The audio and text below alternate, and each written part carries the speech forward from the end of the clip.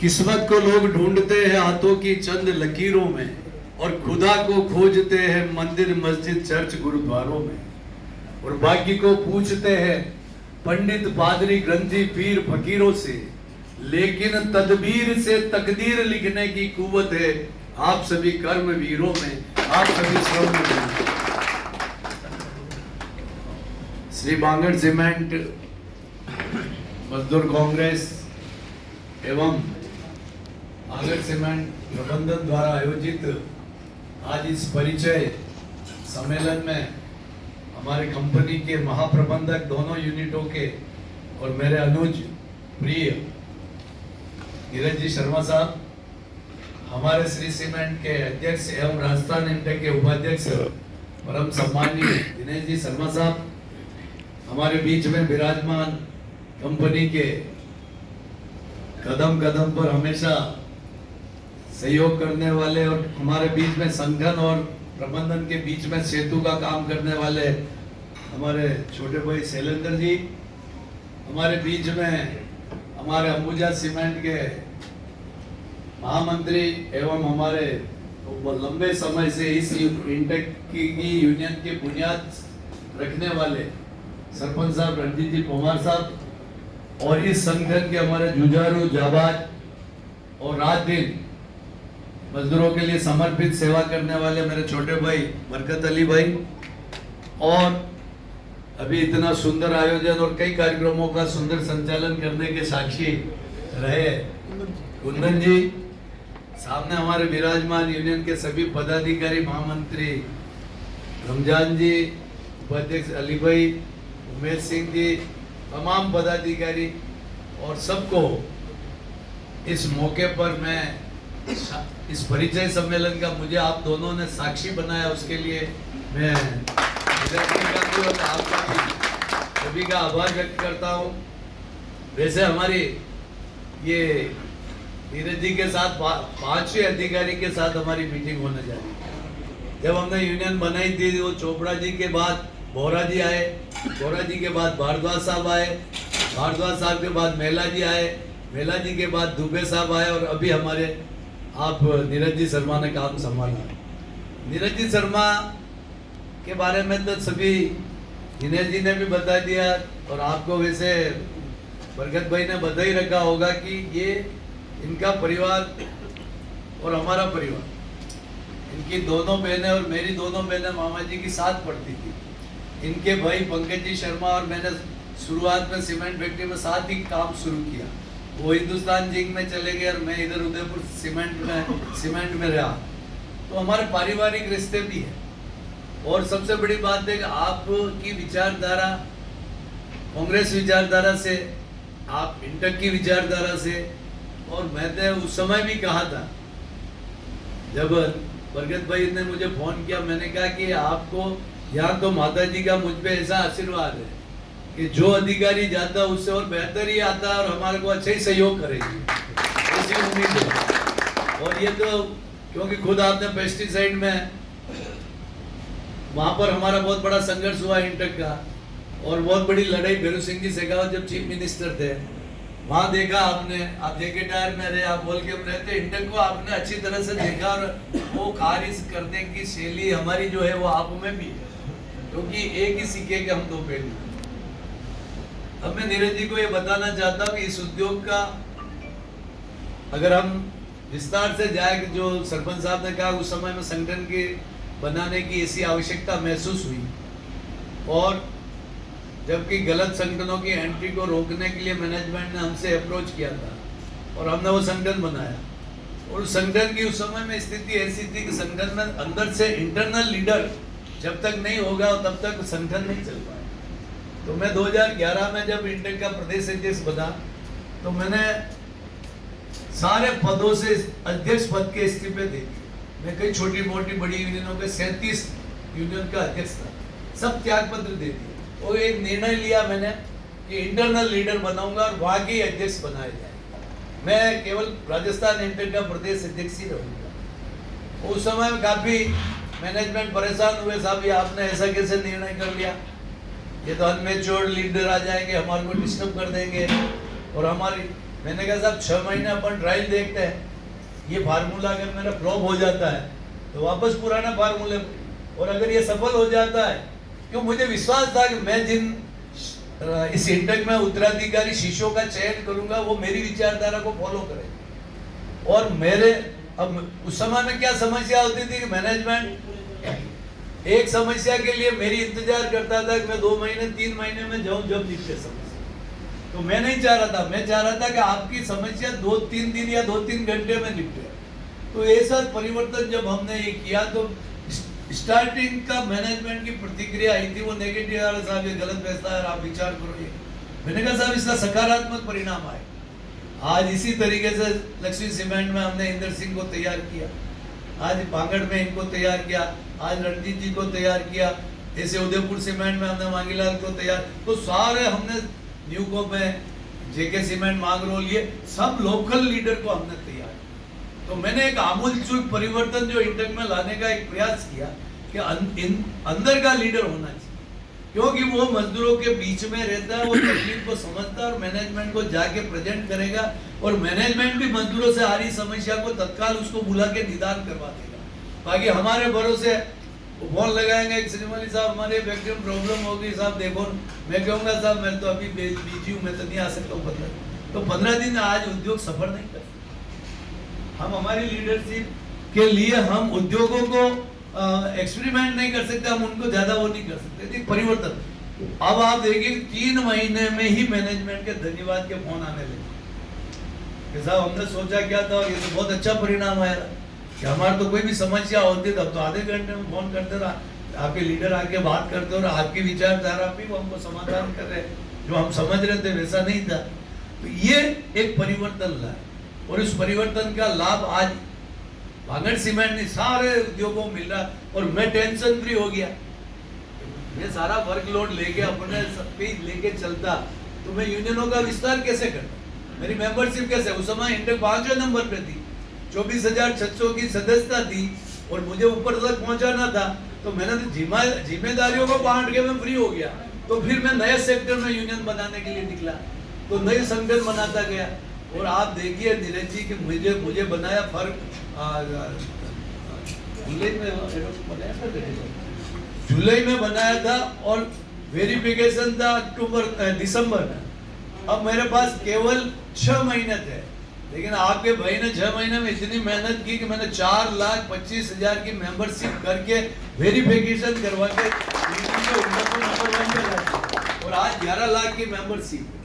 आज राजस्थान के तमाम सीमेंट उद्योगों में, तमाम बड़े टेक्सटाइल मिलों में, अभी मैं 2 दिन से टूर पे था, आपने देखा होगा कि बैंक में हमारी इंटर की यूनियन नहीं, मैंने आने के बाद बनाई। कल 800 आदमियों का चूरू में सम्मेलन था, आज बैंक के यूनियन में हमने एंट्री कर ली। कोई सेक्टर ऐसा बाकी नहीं अनऑर्गेनाइज में, चाहे नरेगा के मजदूर से लगा के, मंडी के हमालों की लगा के, और ये जो अभी ये जो हमारे गीग वर्कर है जिनके सीएम साहब से हमने वो करवाया था, गीग वर्कर की यूनियन है, यानी कि सब सेक्टर में हमने संगठन खड़े किए। ये सोच नहीं रखता और नहीं सोचता कि मैं तो बागड़ का भी अध्यक्ष में ही रहूं, अंबुजा का ही मैं ही रहूं, जेके सीमेंट का ही मैं रहूं, लक्ष्मी सीमेंट का ही मैं रहूं, तो वो काम नहीं चल पाता, बढ़ नहीं पाता, आगे नहीं बढ़ पाता। तो ये सब वर्क डिस्ट्रीब्यूशन करके नई पीढ़ी तैयार है।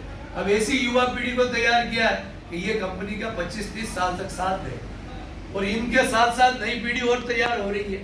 तो एक आने वाली सोच में मैं यहाँ रहूं ना रहूं, लेकिन ये संगठन मजबूत रहेगा, ये मैंने ये सोच के साथ इस संगठन आज, जैसे मैंने बताया कि पिछले समय, अभी भगत भाई ने जिक्र किया कि पिछला समय बहुत कठिन दौर था, शैलेंद्र जी को मालूम, ये भी 2 बार उदयपुर विनय जी दुबे को लेके आए थे 2 बार, और कई बार परामर्श हुआ कि जब मैनेजमेंट ने ऊपर से 1000 आदमी मैन पावर कम करने का, जो मैन पावर स्टडी की रिपोर्ट के आधार पर ज़्यादा होने की वजह से मैनेजमेंट को दे दिया कि भाई ये काम कीजिए, तब जाके एग्रीमेंट होगा। इधर से हमारे मजदूरों के भाई हमारा एग्रीमेंट आ गया, हमारा समझौता बढ़ना चाहिए। बड़ा दुविधाजनक स्थिति थी नीरज जी, और उस समय में आपके बेराम साहब जो HR के गुड़गांव बैठते हैं, उनसे मैंने बात की 2 बार। मैं खुद दिल्ली गया, संजय मेहता जी ने HR साहब से उनसे मेरी मीटिंग करवा के जो समाधान निकालने के लिए, तो मैंने उनको 2 ही शब्दों में कहा, लेकिन मेरे मजदूर को 2 रुपया पिछली बार के समझौते से कम दे दोगे, मैं उसके गले उतार दूंगा, लेकिन किसी का घर का चूल्हा बंद हो जाएगा तो मैं वो स्वीकार नहीं कर सकता हूँ, क्योंकि रोजी रोटी आज हम दे नहीं सकते तो छीनने का। और आपने भर्ती की, हमारी यूनियन की सिफारिश पे कोई चिट्ठी पे मैंने भर्ती कराया हो, आप बता दो, तो मैनेजमेंट कन्विंस हुआ, तो उसके आधार पर मैं मजदूरों की यहाँ मीटिंगें की, अपन ने 3-4 बार समझाया इनको। मैंने कहा भाई अपने घर के चूल्हे 1000 चूल्हे बंद होने से बचाने के लिए अगर अपने को 2 पैसे की कटौती करनी पड़े तो आप तैयार हो क्या? सब मजदूरों ने शर्त कागने साहब आप जो कर दोगे वो मुझे मंजूर है। किसी मजदूर ने वो नहीं किया और हमने एक वो रास्ता निकाला, वो 900,000 आदमियों का रोजी रोटी भी बच गई और इनका समझौता भी हो गया। उसमें कंडीशन ये थी कि जो हमारी 11वीं-12वीं यूनिट जो भी आएगी उसमें उन जो मैन पावर ज़्यादा उसको समायोजित किया। तो समाधान निकालने के सब तरीके अपनाने पड़ते हैं। आज जैसे भी अभी आपके आने के पहले हमारी मीटिंग हुई थी कार्यकारिणी में, उसमें कुछ समस्या पैकिंग प्लांट की बताई, कुछ ग्रेड और प्रमोशन वाली बताई है, कुछ वो जो हमने लेटर आपको दिया उसके बारे में। तो मैं भगत भाई फोन बंद करो। तो उस मीटिंग में आपके आने के पहले जो इशू मजदूरों ने बताया है, और वो इशू आज तो क्या परिचय मीटिंग है, मैं उसमें चर्चा करने नहीं बैठना चाहता हूँ, क्योंकि आज तो अपना इंट्रोडक्शन मीटिंग है। लेकिन जो उसमें पैकिंग प्लांट वाला कोई ग्रेड प्रमोशन वाला मैटर है, और कुछ वो जो हमने जो एक लेटर डिमांड चार्टर का दिया, जो बदाड़ा अल्ट्राटेक में जो वेजेस सीमेंट प्लांट में ज़्यादा और हमारे यहाँ कम है, उस इशू पे मैं चाहता हूँ कि नीरज शर्मा साहब शैलेंद्र जी के साथ बरकत भाई और अपनी कार्यकारिणी अगले सप्ताह में बैठ के उसके लिए कोई समाधान निकाले, जिससे उद्योग को भी गले उतरे और मजदूर के भी मतलब मन पे ये प्रसन्नता हो जाए, समाधान हो गया। मैं कोई ये दबाव नहीं डाल रहा हूँ, लेकिन अपन बैठ के ऐसा कोई रास्ता निकाले जिससे अपना जो इतने सालों का जो अपना कल्चर चल रहा है, जो उद्योग में मधुर संबंध चल रहे हैं और एक दूसरे की तकलीफ को समझने वाली परंपरा चली आ रही है, वो देखते हुए आप मुझे विश्वास है नीरज जी के नेतृत्व में वो समाधान होगा। मैं मजदूरों को हमेशा कहता था कि उद्योग को मजदूर मंदिर समझो। आप जब फैक्ट्री में जाते हो तो उसमें जैसे मैं मंदिर में जाते पहली सीढ़ी के आते अपन उसको धोख दे के अंदर प्रवेश करते, वैसे ही ये उद्योग एक मंदिर है। और मंदिर में आप जा रहे हो तो उसको नमन कीजिए, और जो मशीनों पे जहाँ आप काम कर रहे हो, ये मशीनें आपके भगवान रूपी मूर्ति है, ये मशीनें आपकी भगवान रूपी मूर्ति है, और आप पुजारी हो, आप उसके पुजारी हो। तो जब आप मंदिर उद्योग को समझो, मशीनों को भगवान समझो, और आप अपने पुजारी बन के उसकी सेवा करो, मैं आपको विश्वास के साथ कह रहा हूँ कि वो भगवान की पूजा कभी निरर्थक नहीं जाएगी, और आपके घर पे सुख समृद्धि संतोष संतुष्टि और परिवार में खुशहाली होगी। आपके बच्चे पढ़ लिख के योग्य बनेंगे, आपके परिवार में सब अच्छा वातावरण रहेगा। ये भावना के साथ हमें काम करना है। हमको उद्योग को हमेशा मन वहाँ पर ये जैसे दिनेश जी ने कहा वो यूनियन है क्या, जोर जुलम की टक्कर में हड़ताल हमारा नारा है। ये उन यूनियनों का काम, हमारा क्या है कि हमारे तो वाद विवाद के टक्कर में, वाद विवाद में हमारा टेबल टॉक हमारा नारा है। हमारे जोर जुल्म भी नहीं कहते हम, जोर जुल्म तो वो लोग कहते हैं, हमारा तो वाद विवाद मतलब वहाँ कोई आपका कोई मत हो सकता है, हमारा कुछ मत हो सकता, उसमें टेबल टॉक हमारा नारा है। तो हम टेबल टॉक करके समाधान करने वाले। एक बात हमेशा मैं कहता हूँ, ये छत ये टिकी हुई है, ये 4 स्तंभ, ये 4 स्तंभ पे टिकी, अगर इसमें एक स्तंभ हटा दो छत डाउन हो जाएगी, गिर जाएगी। 2 हटा दो तो डाउन होगी, 3 हटाओ तो डाउन होगी, 4 हटाओगे तो डाउन होगी। तो उद्योग में भी 4 स्तंभ। सबसे पहले मालिक, पहला स्तंभ जो अपना पैसा लगाने के लिए आता है, फिर दूसरा मैनेजर जो उस उद्योग को लगाने के लिए मैनेजमेंट करता, मजदूरों का मशीनों का ये, और तीसरा मशीन जो उसमें प्लांट का मुख्य उत्पादन देने वाले, और चौथा है उसको चलाने वाला मजदूर। ये चारों स्तंभ बराबर, इनका बराबर संतुलन बनाए रखना पड़ता है। मालिक की पूंजी, आपका परिश्रम, मैनेजर का कार्यकुशलता, काम लेने की क्षमता और मशीन से उत्पादन, इन चारों का संतुलन बराबर रखने पर ये उद्योग बढ़ता है। एक मंजिल पे अपन ने सही अलाइनमेंट कर दिया तो उसमें आप 10 मंजिलें खड़ी कर दो, चली जाएगा, कोई उस बिल्डिंग को खतरा नहीं। अगर इसमें अपन ने कमजोरी रख दी, एक पक्ष कमजोर हो गया तो गिर जाए। तो ये बांगड़ सीमेंट की बुनियाद इस चारों पिलर पे ऐसी रखी गई कि इस पे विश्व का सबसे बड़ा उत्पादन एक स्थान पे देने वाला उद्योग बन के रिकॉर्ड बना। क्यों? इन्होंने संतुलन, चारों स्तंभों को बराबर महत्व दिया। तो आज ऊपर से 1 मंजिल, 2 मंजिल, 3 मंजिल, 4 मंजिल, 5 मंजिल, 6 मंजिल, 7 मंजिल, 8 मंजिल, 9 मंजिल, 10 मंजिल और 11वीं आपकी होने वाली है। तो भगवान से कामना करते हैं 12वीं भी हो। तो ऐसी स्थिति में इतना अच्छा मैनेजमेंट है। आपके जब उस यूनिट का उद्घाटन हुआ तब मुझे बुलाया था, तब आपके प्रशांत जी से, उनके और बागड़ साहब के फादर दोनों बेटों से मेरी मुलाकात उस समय महिला जी ने और अपने यूनिट उन्होंने करवाई थी। तो उनके साथ जब मैंने बात की तो मैं इतना प्रभावित हुआ कि आदमी देश के इतने बड़े उद्योग समूह का व्यक्ति हो, लेकिन आज भी ग्रास रूट से, जमीन से जुड़ा हुआ, जो समझता है हर चीज को। ये बाकी जब पैसा आता है तो आदमी की रहन सहन, जीवन शैली सारी बदल जाती है, लाइफ स्टाइल चेंज हो जाती है और विचारों में परिवर्तन आ जाता है। लेकिन आज भी वो अपनी शेखावटी भाषा में ही घर में बात करते हैं, मूल अपने जड़ों से जुड़े हुए। ये विशेषता मैंने उनकी देखी। तो उन्होंने मेरे से बात संवाद की तो अपनी भाषा में चालू की और पूछा उन्होंने डायरेक्ट, आपका कटारा रहे मैं उधर मेवाड़ रहा। तो मतलब इतना मुझे अच्छा अपनापन लगा यार, कितना इनको जुड़ाव है। ऐसे भाग्यशाली में मीटिंग हूं, बाद में बात करूंगा। अच्छे अपने दिल्ली में बैठे हुए अच्छे अधिकारी, मीटिंग बाद में बात, संजय जी मेहता साहब और जो अपने एचआर के नए आए वो, और सबसे बड़े हमारे जो रोज आपके बीच में दुख सुख में साथ देने वाले। मैं भी बाहर रहता हूँ, वो भी बाहर रहते हैं, आपका काम इनसे चलने वाला। मैंने बरकत भाई को कहा कि नीरज जी को टाइट पकड़ लो, छोड़ो ही मत। क्या मैं जो वो अपने आप में कि उनके अंदर खून में को कांग्रेस दौड़ रहा, तुम चिंता ही मत, वो अपने आप ही आपको मजबूत करेंगे। तो मैं आज भी कह रहा हूँ कि मैं तो संरक्षक आपके कभी आता हूँ साल में 1-2 बार। ये संरक्षक परमानेंट है 365। ये मैं डेपुटेशन पे हूँ, मैं डेपुटेशन पे हूँ, ये परमानेंट वाले है। तो इनको इस इंटकी यूनियन की कैसे मजबूत करना है, कैसे चलाना है, कैसे चिंता करनी है, क्या करना है, इनके ऊपर छोड़ रहा हूँ आज आपके सामने।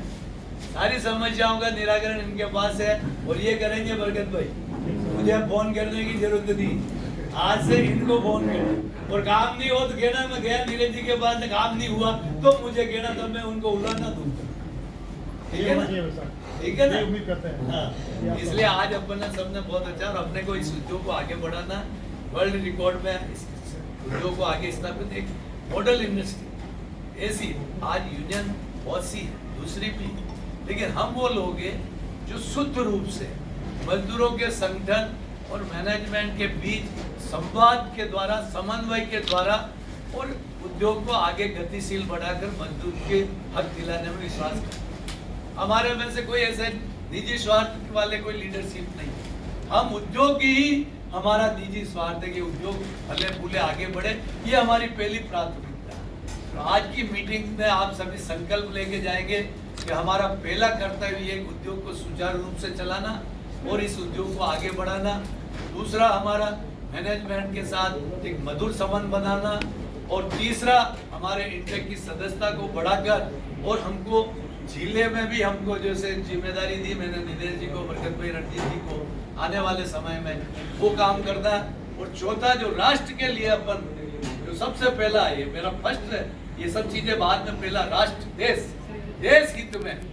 आज देश हित में अपन क्या योगदान दे सकते? देश हित में यही योगदान दे सकते कि इस उद्योग को लगा, उसका उत्पादन ज्यादा से ज्यादा बढ़े, डिस्पैच ज्यादा होवे, सरकार के खजाने में पैसा ज्यादा टैक्स के रूप में जाए, और भारत के खजाने में, राजस्थान सरकार के खजाने में वो पैसा जाता है जिससे वापस वहां से पैसा आपके पास, आपके स्कूल बनता है, आपकी सड़क बनती है, आपके अस्पताल बनता है, आपकी पानी की व्यवस्था होता है, आपकी बिजली की व्यवस्था होती है। तो ये राष्ट्र हित में अपने को योगदान देना, उत्पादन ज्यादा देंगे उतना ही अपना वहां पर भागीदारी ज्यादा टैक्स के रूप में जाएगी और उस टैक्स के रूप में देश मजबूत होगा। देश मजबूत होता हुआ उसकी मजबूती का हिस्सा। बाकी आपकी जो भी छोटी मोटी समस्या वो नीरज जी को बरकत पे ले जाके जो तीनों इशू बताए वो मुझे विश्वास है कि आज की मीटिंग में आपने बहुत अच्छा आयोजन किया। नीरज जी को भी धन्यवाद देता हूँ। ऐसी हमारी परंपरा रही है पहले से, वो परंपरा आपके आने से भी आगे बढ़ी है। आगे आप सभी एक परिवार है, हम परिवार के रूप में काम करते हैं। यहाँ मैनेजमेंट और यूनियन नहीं, एक श्री सीमेंट परिवार पांगल, उसके हिस्से आप भी है, उसके हिस्से हम भी है, मिलके इस परिवार को आगे बढ़ाना है। और उसके जैसे तालाब में अभी पानी ऊपर आता है तो कमल अपने आप ऊपर चढ़ जाता है, पानी जो ऊपर चढ़ता है उसको ऊपर खींचने की जरूरत नहीं, वो अपने आप उठो।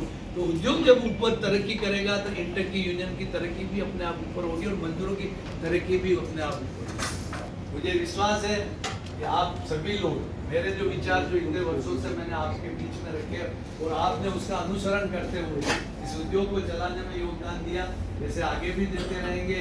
और हमेशा मिल बैठ के, जैसे मैंने कहा नहीं, टेबल टॉक हमारा नारा है। कोई भी विवाद हो जाए कितना ही सारा, लेकिन हमारा टेबल टॉक नारा है। तो हमको टेबल टॉक से नारे पे हम निदान करने में विश्वास करते हैं। हमारे राष्ट्रीय अध्यक्ष के रेड्डी साहब जो 96 ईयर 96 साल की उम्र में सीमेंट फेडरेशन के राष्ट्रीय अध्यक्ष है, पूरे वर्ल्ड ट्रेड यूनियन के वाइस चेयरमैन है, ऐसी उम्र में भी वो भी काम कर रहे हैं। उनको देख के हमको प्रेरणा लगती है। अपने लोग कहते हैं मुझे कि आप 20 दिन घर से बाहर रहते हो, आप 16 घंटे वर्किंग करते हो, तो मैं कहता हूँ हमारे रेड्डी साहब 96 साल की उम्र में काम करते हैं, तो मैं क्यों नहीं कर सकता। तो ये हम सब एक संस्था से जुड़े हुए, आज 3 करोड़ 33 लाख हमारी ऑल इंडिया की मेंबरशिप है। और हमारे राजस्थान की जब मैंने 24,000 से 11 तक पहुंचाया, लेकिन मैं संतुष्ट नहीं। अभी आपने देखा होगा कि बाड़मेर रिफाइनरी में भी हमने यूनियन बनाई। अभी ऐसे सेक्टर में हम जा रहे हैं ताकि हमारी इंटर, हालांकि हमारा आसपास कोई नहीं, जो हमारे राजस्थान में इंटर की मेंबरशिप है उसके आसपास कोई नहीं, 2-2.5 लाख के नीचे ही सभी यूनियन है, हम ही टॉप पे है।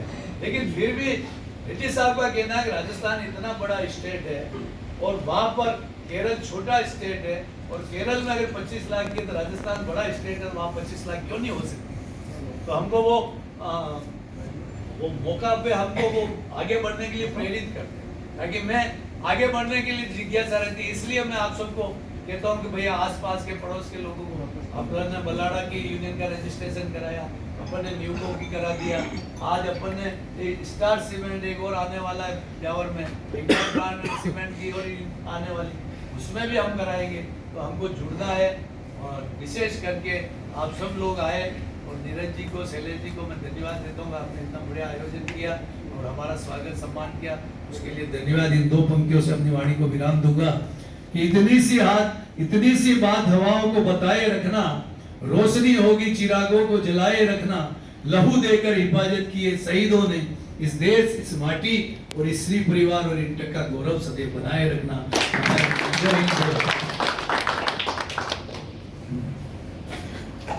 Thank you sir.